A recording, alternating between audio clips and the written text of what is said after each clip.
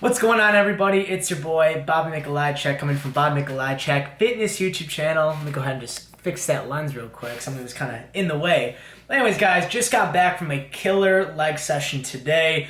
It was like one of those leg sessions where you can like barely walk afterwards. Let me go ahead and actually adjust that a little bit too. It was just super killer, right? And I was on YouTube just looking at my videos and everything, make sure everything posted today. The video was supposed to post today, and it did. And I got a notification from one of my two favorite YouTubers is going to be Brandon Carter and Kinobody, Greg Gallagher. And they were basically talking about the ketogenic diet. And essentially, what appears to be, I haven't really looked much into it, but I just found it so interesting. I wanted to put my own input on it. And because I was reading the comments on both of the videos, and a lot of people were, almost like angry about it and going back and forth and everything like that. And it looks like that Greg just posted a video talking about the ketogenic diet and studies and everything like that. And then Brandon made a response video, both, respectable. Obviously, they obviously know what they're doing if you look at their bodies, their following, and what they've done with the fitness YouTube lifestyle and their channels and everything like that. So much respect to them. I was watching these videos and like this year, so I dieted down this year for about 16 weeks. I was getting ready to do a men's physique show. And for the first time ever, I actually tried the ketogenic diet myself. And I just found it really interesting watching these two videos. And I'm the type of person that if I'm going to talk about something, I have to be about it. In other terms, if I am going to talk about intermittent fasting, I have to do intermittent fasting to get my full perspective on it. If I'm going to talk about the ketogenic diet, then I want to go through that experience and actually, talk about it and feel what it's like to actually go through that. It's really hard, in my opinion, to talk about something that you've never gone through. So, that being said, recently I did go through the ketogenic diet for about 16 to, I think it was like 24 weeks, somewhere right around there. Let's just say 20 weeks I was on the ketogenic diet. So essentially what this is a little bit of a lower protein diet. I was about 180 grams of protein right around there, I believe. And then I was on low carb. So talking, not to get too much into it about the ketogenic diet, is that your carbs are going to be lower, anywhere between 20 to 100 grams of carbohydrates, somewhere in that range. The main purpose of this is that your body goes into something called ketosis, which essentially your brain is releasing ketones into your body and using fat as energy. So with your carbs being lower, essentially, like I said, anywhere between 20 to 100 grams, it all depends on the person. I was sitting at about 80 grams of carbs, and like you pee on a stick and it says if you're peeing out ketones and everything like that. So I was right around, I want to say 70 to 80 carbs, right around there, and my fats were higher. So essentially the way that your body works, not to get too much into it, but it goes carbs, fats, protein. That's the way your body uses your macronutrients for energy. So essentially the main purpose is if you're going to have lower carbs, okay, we're going to use fat, our next energy source, for energy. And a lot of people will argue that this essentially is like, it's a better way for burning fat, right? Being in ketosis, having low carbs, which is something I'll get into what Brandon said in his video and everything like that. Like I said, much respect to the both of them, but essentially, like I said, using fat is energy, and it's essentially, a lot of people will argue that it's better for fat loss. And I kind of want to share my experience, my opinion, and what a lot of people are kind of misinterpreting about this whole entire spiel and kind of relying on the fitness industry and everything like that. So first things first, let's start off with story time, right? So like I said, I was in ketosis.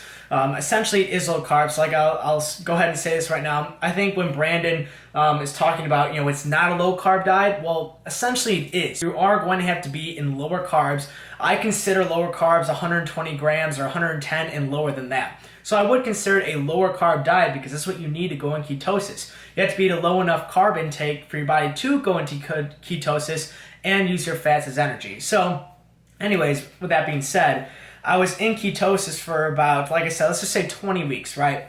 Started off great, making sure that I was tracking my macros, making sure my carbs were lower, making sure I was in ketosis. That's the first thing you have to be aware of. Is a lot of people say, well, I'm in ketosis. Well, how do you know for sure? You have to, test it out and make sure that you're actually in ketosis. And the things that I went through is something that I've never really gone through in my whole entire life when it came to working out. And it was just like this huge mood swing as far as the whole gym perspective went.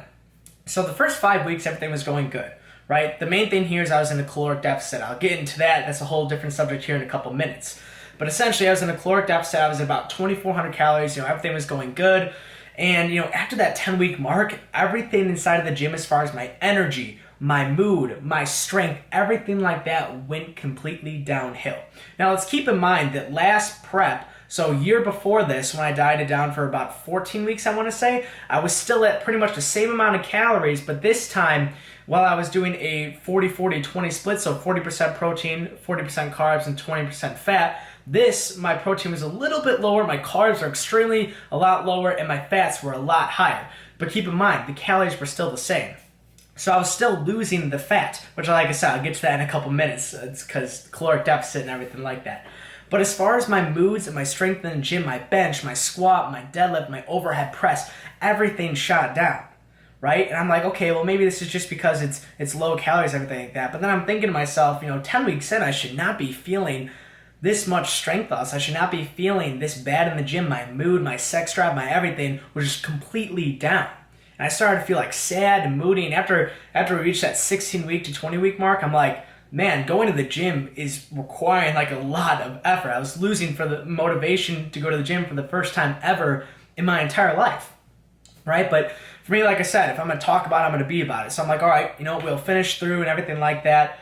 I ended up getting down to my body weight, pretty much, where I wanted to be. And if I was comparing it to last year, it was pretty much the same exact fat loss and everything. But comparing to last year, where everything was going good, my strength, obviously dropped a little bit because I was in a caloric deficit, but it was still there. My mood and everything was perfect. I was still getting pumps and everything. But then you compare it to ketosis, and my mood and everything like that was just so terrible, and my strength and everything like that as well. So my experience with it was not a good one at all, right? I've tried ketosis. I did intermittent fasting. None of those really worked out for me, to be honest with you. But here's a perspective, right?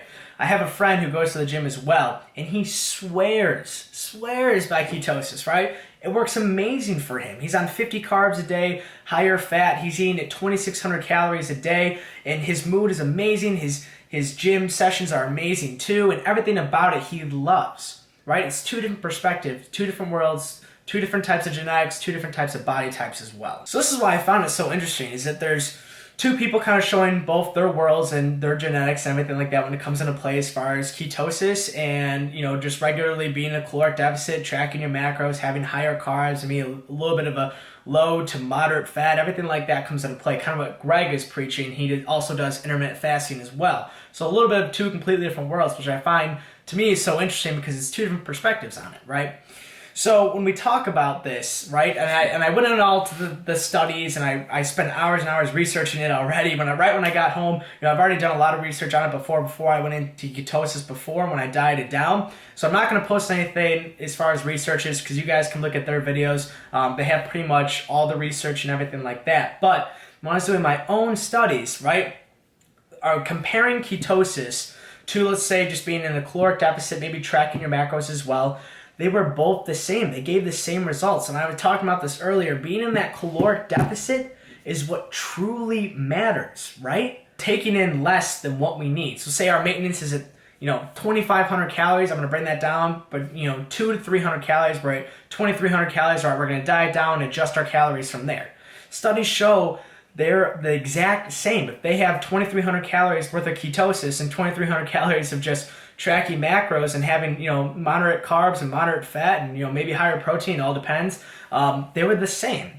The only time I found that ketosis is more beneficial if it's a lower protein diet, which is something that I don't really recommend because you should be getting in the amount of protein that you need, anywhere between 1 gram to 1.5 grams. For me, I like saying around about 180 to about 200 grams, or right around there. This is essential for building muscle and recovery as well. At the end of the day, we can always look at all the studies and everything like that, but some of them are going to have different variables in them. You guys have to keep that in mind. Some studies are going to show that ketosis is better for you. Some are going to say that it isn't. It all depends on the study. You have to really look more into depth in it as well, in my true beliefs. So like I said before, looking at these studies, all the studies had protein as a consistent variable in them, then obviously adjusting the fats and carbs. So at the end of the day, they were both still losing weight, But it's like those side effects, that's what I'm talking about. For me personally, it's 100% not worth it. Why would I do ketosis comparing to just being in a caloric deficit or tracking my macros, being in that 40-40-20 split like we talked about?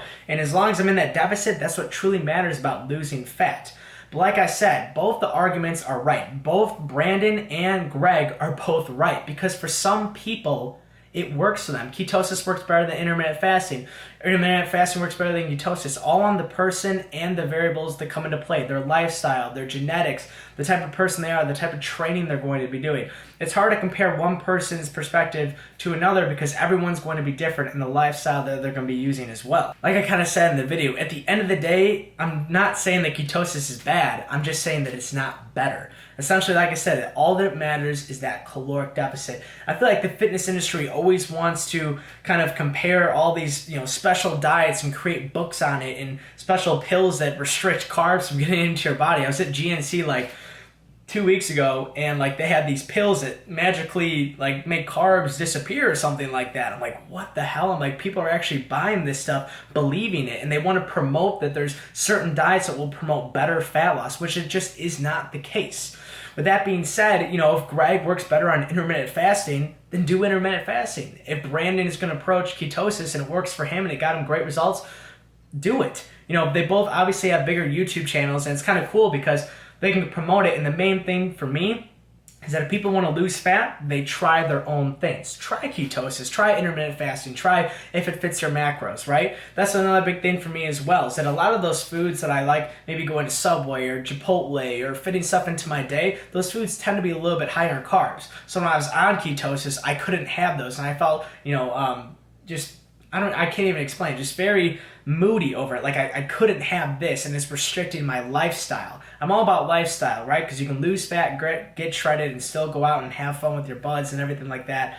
But at the same time, when I was having low carbs, I couldn't fit those foods into my day, and I felt deprived from it. And it was not a good feeling at all. To me, I think having like a traditional 40-40-20 split, 40% protein, 40% carbs, and 20% fat, and then once you hit a plateau, adjusting your carbohydrates and going from there is a great way to approach it for many people, because it's a flexible way of, if it fits your macros, following those macronutrients and then putting foods into that, so that way you can still go out and live a lifestyle and still hit your macros and lose weight every day. But like I said, I recommend giving both a shot, and all three of them a shot. Ketosis, intermittent fasting, if it fits your macros, and any other diets, it can help you guys. The main thing is, like I said, in a caloric deficit. Also, I want to just touch on macronutrients as well, that, carbs obviously are going to play a huge role in your energy throughout the day, your energy in the gym, and also restoring your glycogen inside your muscles as well. So that's why I think it's also another very important part. And fats, at the end of the day, but the only thing I really liked about ketosis was that having that higher fats are going to keep you fuller longer. So let's say if I had, potatoes, 30 carbs worth of potatoes, and I had, let's say 20 grams worth of fat from almonds. Those almonds are going to keep me fuller longer.